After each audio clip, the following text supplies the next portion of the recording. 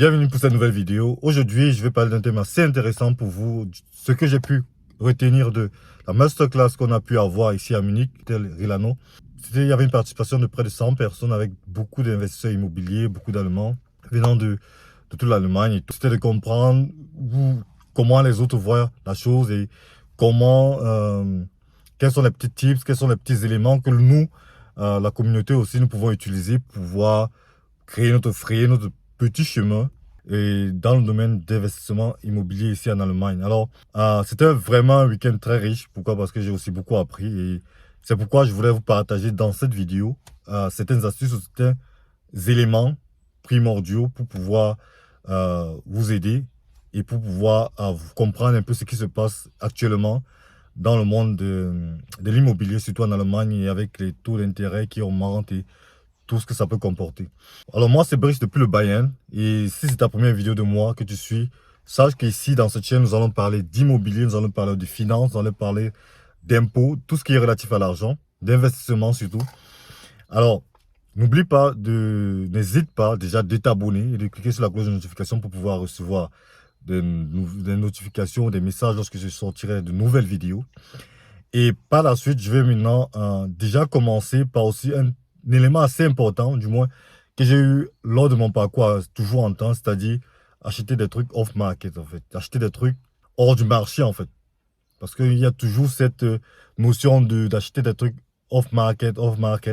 Mais au moins, ce que j'ai compris, c'est quoi? C'est que un bon off-market commence en on-market. Ça veut dire que c'est seulement quand tu auras vraiment acheté un immobilier chez un macleur ou que tu auras pu construire une relation ou un network, une relation ou un network avec des immobiliers, avec des macleurs ou avec des vendeurs de biens immobiliers. C'est seulement là que tu pourras acheter off-market, comme on dit souvent.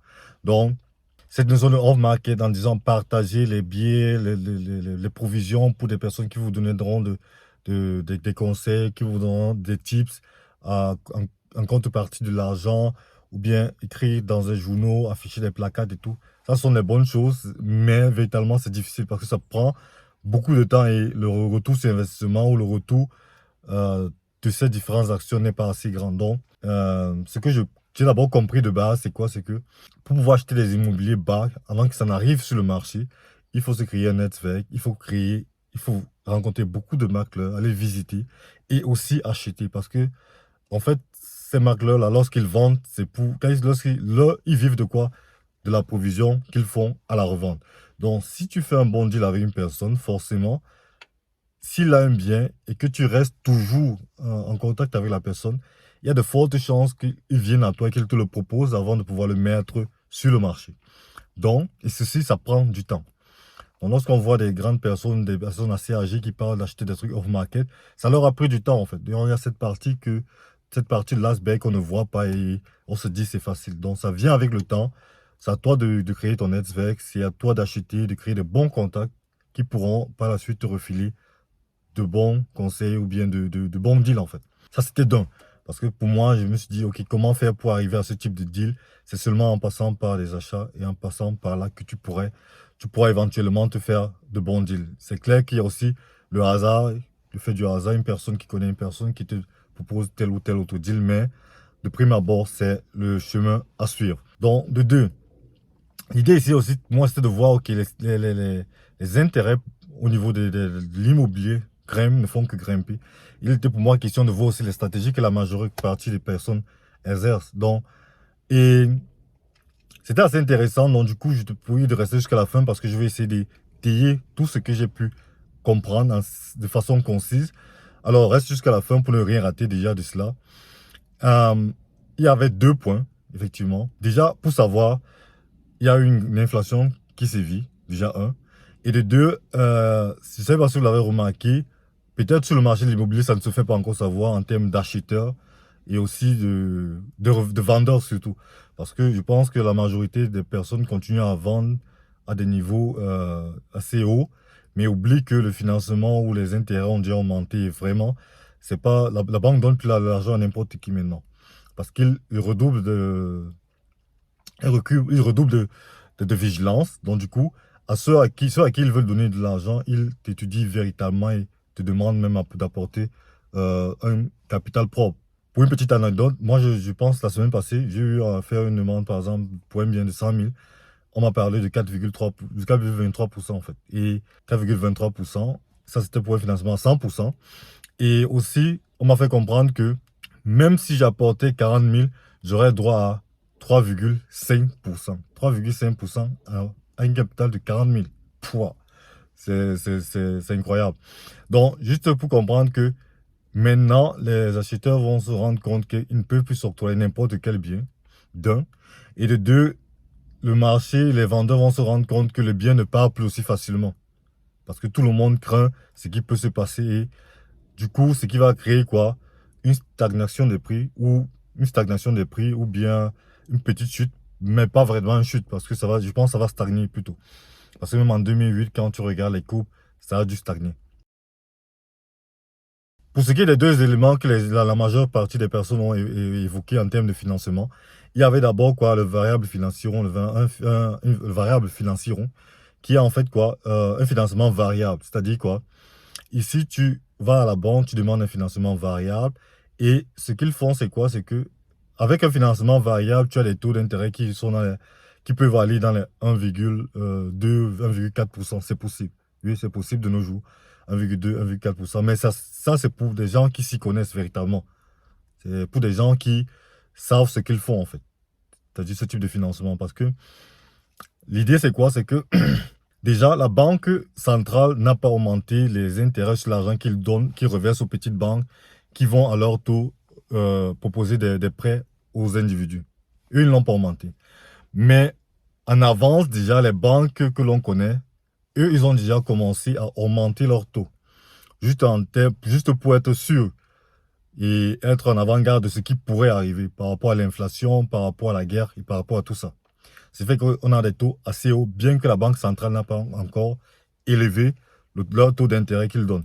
Il y a des banques maintenant en financement variable qui peuvent t'octroyer des taux allant à 1,2% ou jusqu'à 1,4%. Ceci constitue comment? Déjà d'un pourcentage. Pour s'expliquer cela, il faut d'abord comprendre ce que c'est que le Euribor. Ça veut dire quoi? Le Euribor, c'est généralement les banques, un groupe de banques entre elles qui fixent des taux pour se prêter de l'argent entre elles. Ça n'a rien à voir avec la banque centrale. Et maintenant, à ce taux-là, ils ajoutent leur marge pour eux, à eux-mêmes, ce qu'ils vont gagner parce que la banque gagne l'argent en vous prêtant sur les intérêts. Et maintenant, en fonction de la personne qui prend, il y a aussi une somme qui s'ajoute ou un taux d'intérêt qui s'ajoute dessus. Donc, ce qui fait que à la somme, c'est ça qui te donne peut-être 1,2% ou peut-être 1,4%. Et ça, là maintenant, en prenant ce financement variable, sur tous les 3 mois, ils vont essayer de regarder si ça monte ou ça descend. Donc, c'est à toi de voir, toi maintenant, toi qui prends ce type de financement, si on te l'octroie, tu devras maintenant voir dans quelle mesure cette valeur, cet intérêt fluctue. Parce que si le taux auquel les banques elles-mêmes, dans leur Euribor, se prêtent de l'argent augmente, forcément, ton taux final va aussi augmenter. Mais cet aspect est véritablement pour des personnes qui s'y connaissent et qui s'y prêtent au jeu, qui connaissent vraiment ce qu'elles font. Mais pour la majeure partie des personnes, pour nous, c'est quoi? On prend des taux d'intérêt sur une longue période, sur 10, 20 ans, c'est-à-dire une partie d'intérêt, une partie de remise de prêt en fait, qui correspond véritablement à l'objet que l'on veut avoir. Alors, ce que je voulais vous faire comprendre, c'est que maintenant les taux ont augmenté, mais la majorité des vendeurs continuent à vendre à des prix exorbitants. Mais c'est chaque personne, lorsqu'il part demander un financement, qui va se rendre compte que waouh, je ne peux même pas financer ce prix-là, ou jusqu'à cette hauteur-là. Et c'est comme ça que petit à petit, la majeure des personnes qui vendent vont se rendre compte qu'ils ne trouvent plus assez d'acheteurs. Parce que les banques ne donnent plus autant de crédit. Ce n'est plus comme avant, peut-être 10 dernières années, où tu pouvais faire l'erreur avant, mais maintenant tu ne peux plus te permettre de faire cette erreur. Tout simplement parce qu'avant, la valeur perçue des maisons augmentait, ça allait toujours croissant. Et les gens spéculaient même à ce niveau-là. Mais maintenant, on arrive à un niveau où avec l'inflation, avec la guerre, avec l'incertitude et tout ce que ça comporte, tout le monde veut se rassurer. La banque elle-même veut se rassurer que si aujourd'hui elle te donne un financement, si demain Si demain tu n'arrives pas à payer les traites, qu'elle puisse vendre et récupérer son argent. C'est-à-dire qu'elle puisse vendre au prix qu'elle puisse vendre et prendre et retrouver au minimum les 80% de son financement. Donc pour ça, elle est obligée d'augmenter. Et c'est ce qu'on va assister à quoi? On va assister à la stagnation des prix ou peut-être à la légère baisse. Mais je pense que ceux qui auront véritablement les problèmes seront peut-être ceux qui vont faire peut-être leur Anschluss financier. Et c'est vrai, on avait peut-être des taux de 4% avant ou peut-être 6% avant. Mais lorsque tu fais ton Anschluss financier avec ces taux-ci, plus l'inflation, forcément, ça donne un cocktail Molotov. Donc, c'est clair que ça devient compliqué. Donc, du coup, je pense dans les prochaines années, si vous voulez investir, soit mon conseil serait quoi? Vous cherchez un immobilier assez rentable. Maintenant, pour trouver un immobilier rentable directement, c'est compliqué. C'est pratiquement impossible, mais peut-être possible, mais véritablement difficile parce que tu vas toujours devoir mettre un peu d'argent dessus. Mais si au bout de 3 ans, 4 ans, ça peut véritablement, la hausse des prix peut te faire revenir au moins à nul, c'est pas mal. Je dirais que c'est pas une mauvaise affaire en fait. Ce sera difficile de l'avoir, mais je pense que à défaut d'avoir ce type d'immobilier, il faudrait mieux peut-être attendre que de faire un mauvais business. Donc, parce que je pense que l'immobilier c'est bien, mais il faut le faire consciemment parce que ça peut être aussi un outil qui vient vraiment bousculer ta vie, quoi. Donc, l'idée ici, c'est quoi? C'est que soit tu achètes bien, soit tu attends, tu gardes l'argent de côté et tu observes. Parce que ceux qui vont faire le Anschluss financier ou ceux qui auront des problèmes à remettre ou à payer leur traite à la banque se verront saisir leurs biens et revendre.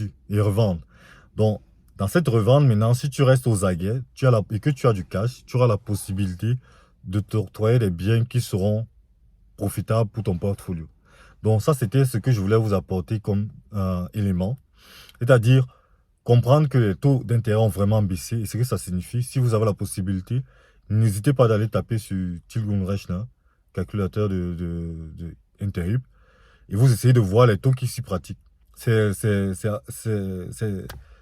wow, c'est wow, c'est wow. Parce que, pour exemple, petit exemple, pour 100 000, avec 4,23% d'intérêt, sur 10 ans, tu as pratiquement 40 000 que tu remets. Et là, avec pratiquement 20 000 de Tilgou.